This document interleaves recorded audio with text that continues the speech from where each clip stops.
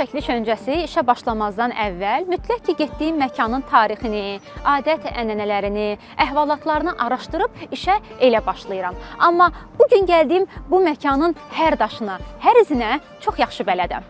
Axı mən gözümü burada açmışam və bugün də burada yaşayıram. Sözü çox uzatmayım, sizə doğma evim Xırdalandan danışacağam. Şəhər içində kənd və ya kənd içində şəhər.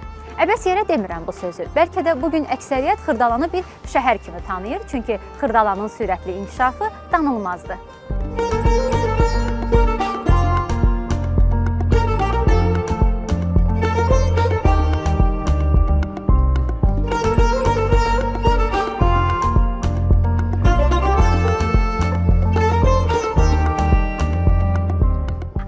Xırdalanın bir də kənd Xırdalan deyilən hissəsi var və təbii ki, ilkin məskunlaşma da məhz həmin o yerdə olub. İndi də bizim yolumuz oradır.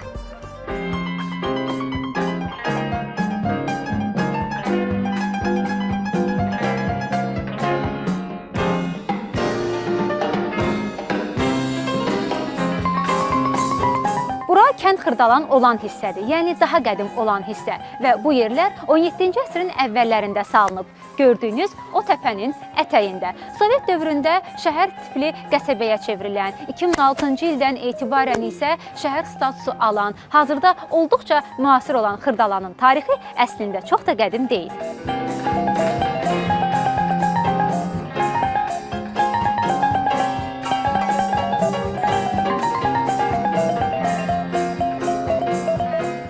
Xırdalan kəndi əslində 14-cü əsrdə indiki Kültəpə ərazisində yaşayıb. Lakin Keçəldağ palçıq vulkanının tez-tez püskürməsi nəticəsində əhali oradan bura, Zeyil təpənin ətəyinə köç edib.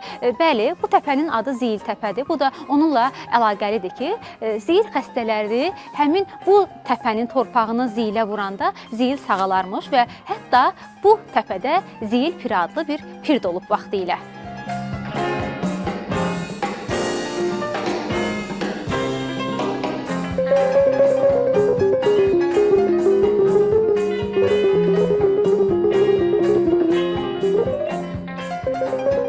Xırdalanın dar dalanlarından keçərkən sizə Xırdalan toponimi haqqında da danışmaq istəyirəm. Bu toponimin bir neçə versiyası var. Bir versiyaya görə söz Xur sözündən əmələ gəlib, bu da qeyri-adi od deməkdir. Bu barədə Qılman İlkin öz Bakı və Bakılılar kitabında yazıb. Başqa bir versiyaya görə isə söz xırd və alan sözlərinin birləşməsindən əmələ gəlib, mənasında xırda alış-veriş deməkdir. Bu versiyanın isə yaranma səbəbi odur ki, deyilənə görə Şah Abbasın inşa etdirdiyi 99 karvansaradan biri də məhz bu kənddə olub. Amma indi nə o karvansara var, nə də onun yeri. Elə buna görə də hətta bəzi etnoqraflar iddia eləyirlər ki, burada karvansara olması ilə də inandırıcı deyil. Çünki artıq orta əsrlərdə Bakı onsuz da böyük bir ticarət mərkəzi idi. Ona yaxın olan bir məkanda daha bir ticarət mərkəzinin olması elə də inandırıcı deyil. Hər halda bu etnoqrafların fikridir.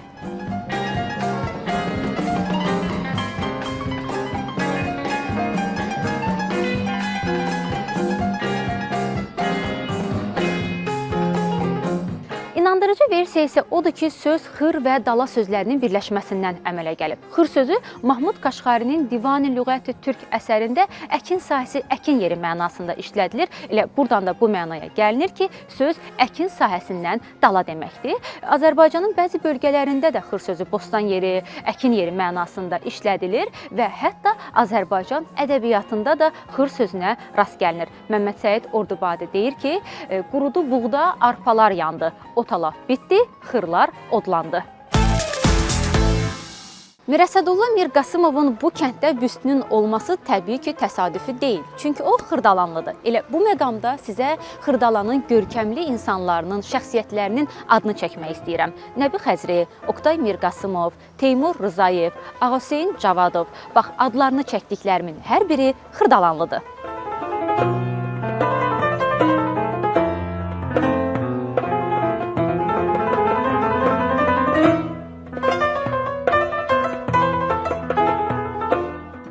Xırdalanın daş yaddaşından danışaq. Bura Xırdalan Cümə məscididir. Bu məscidin inşa tarixi bəzi mənbələrdə 1884, bəzi mənbələrdə isə 1902-ci il yazılıb. Məscid Axund Hacı Molla Qafur Molla Ələsgəroğlunun təşəbbüsü və kənd sakinlərinin vəsaiti hesabına tikilib. Məscidin tikintisində istifadə olunan daşlar güzdək daşıdır. O vaxt at araba ilə oradan bura daşınıb. Tikinti materialı kimi isə kənd əhlindən yığılan yumurta sarısından istifadə olunub. Gördüyünüz bu minbəri isə kənd sakini Hacı Hümmət Əli 1899-cu ildə məscidə hədiyyə edib.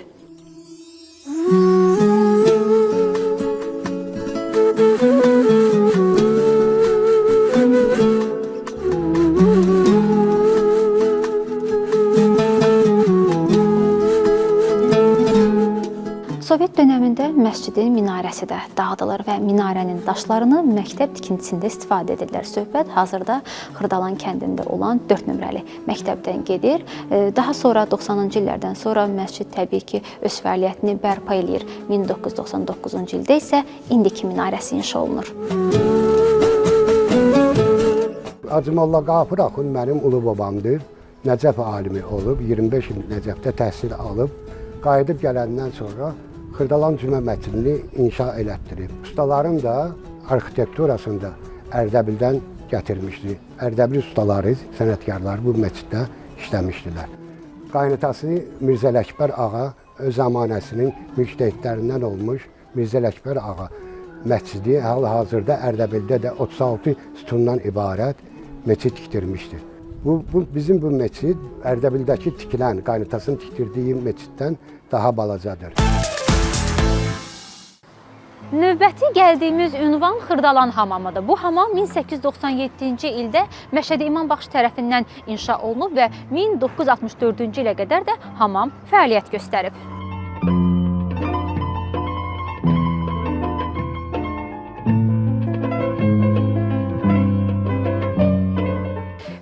Bu hamamın suyunun möcüzəvi bir xüsusiyyətinin olduğunu deyirlər. Belə ki, hamamın suyu ilə xalis və qəlb qızılı ayırd eləmək olarmış. Yəni, saxta qızıl hamamın suyuna dəyən kimi qaralarmış. Bu doğru məlumatdır, amma möcüzə deyil. Çünki kükürtlü su bunu ayırd eləyə bilir. Buradan da bu qənaətə gəlmək olur ki, Xırdalan hamamının suyu kükürtlü su olub.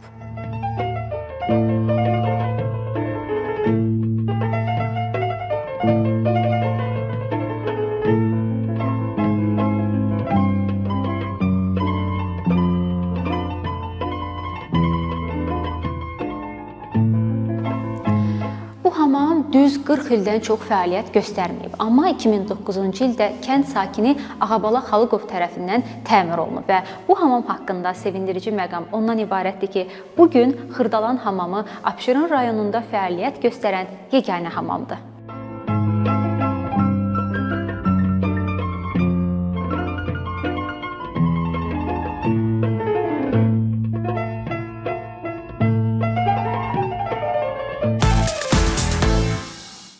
Əhlindən öyrəndiyim bir məqamı sizə çatdırmaq istəyirəm. Deyirlər ki, o vaxtlar qızıl alverçiləri heç vaxt xırdalanlı xanımlara saxta qızıl satmağa ürək eləməzdərmiş. Çünki bilirmişlər ki, xanımlar hamama gedəndə kükürtlü su onların qızılının saxta və ya xalis olduğunu ayırd eləyəcək. Ona görə də həmişə qızıl alanda kimsə, alverçilər soruşarmış ki, sən haralısan? Deyəndə ki, xırdalanlı, bax onda həmin xanımlara xalis qızıl satarmışlar.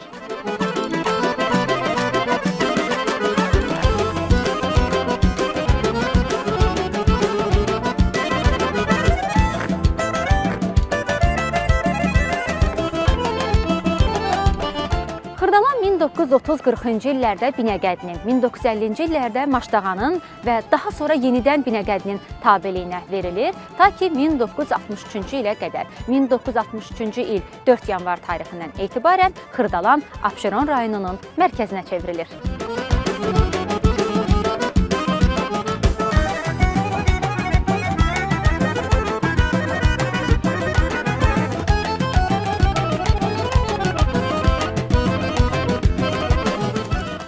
Xırdalan sürətlə inkişaf edib. Bir vaxtlar kənd olan, amma artıq şəhər kimi tanınan Xırdalanın inkişafı təbii ki, danılmazdır.